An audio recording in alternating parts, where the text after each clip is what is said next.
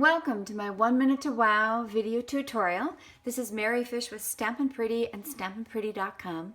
I'm an independent Stampin' Up! Demonstrator, so you can go to my blog, StampinPretty.com, and purchase the products that we see today, as well as get daily paper crafting tips and ideas, as well as the latest Stampin' Up! Specials and promotions. I'm going to share with you a stamp set that I think is so much fun and is a great way to express yourself, and it's called Painter's Palette. It comes with this cute little easel that coordinates with the new Stampin' Up! Layering Squares Framelits dies, some really fun sentiments with a font, and swooshes and paint spatters that you can have a great time being creative with. And what makes, I think, it really special is the fact that you can crop out the center. You can put one of the sentiments in there. You can put something artful and fun in there. But I chose to pop up this layer and then have one of the sentiments below with a little red heart. I might as well add that this red heart comes from, again, another newer product. The new products that I identified today are from the Stampin' Up! 2016 catalog, which begins on June 1st of 2016. And these are called Sweet and Sassy. They've got two styles of hearts, with this kind of fun curvy heart and then a much more standard heart. But they're great for layering and having so many different sizes of hearts to crop. So let's get started. Let me show you and share some tips on how to get a really good result with this stamp set. I've got a piece of Whisper white paper, and below I have a Stampin' Pierce mat.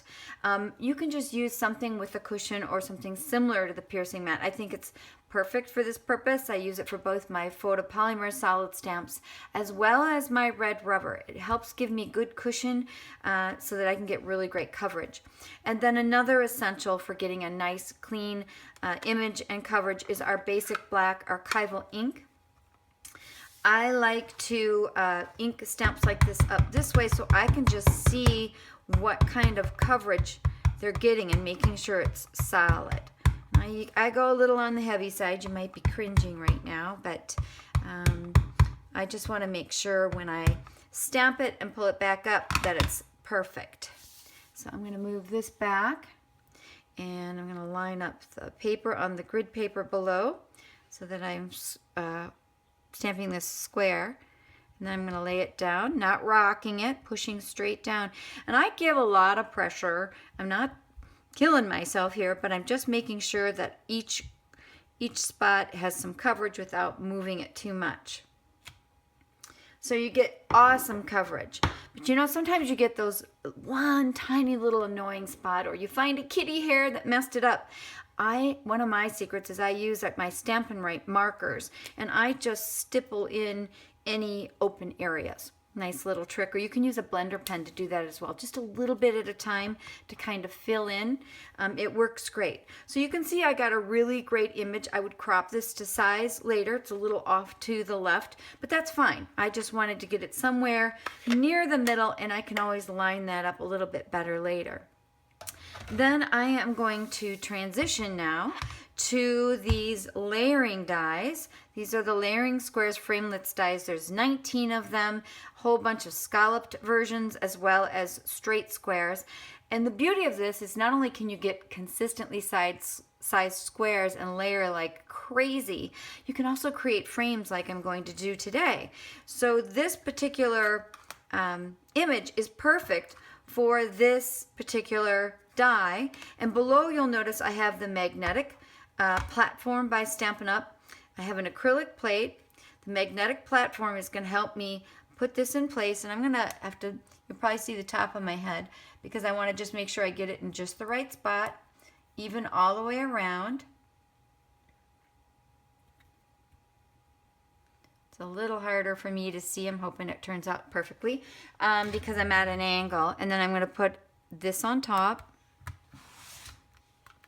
And then I'm going to use my big shot to crop out the center.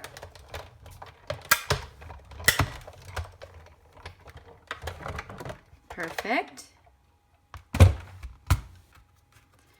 And I'm going to pull this out. And there I have that perfect little little frame. And that's exactly what I did. I just cropped this to size, put it on Stampin' Dimensionals, and layered it like this so that you have this cute little sentiment poking through. I also put the heart from Sweet and Sassy Framelits dies, the heart set I showed you previously, popped up on a dimensional just to give it a neat modern look.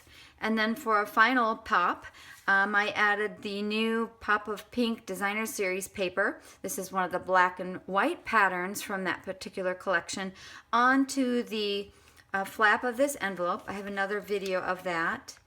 Just to dress it up and just make the whole collection or the whole presentation super pretty and cool. So thank you for joining me for my 1 Minute to Wow video tutorial. Bye-bye.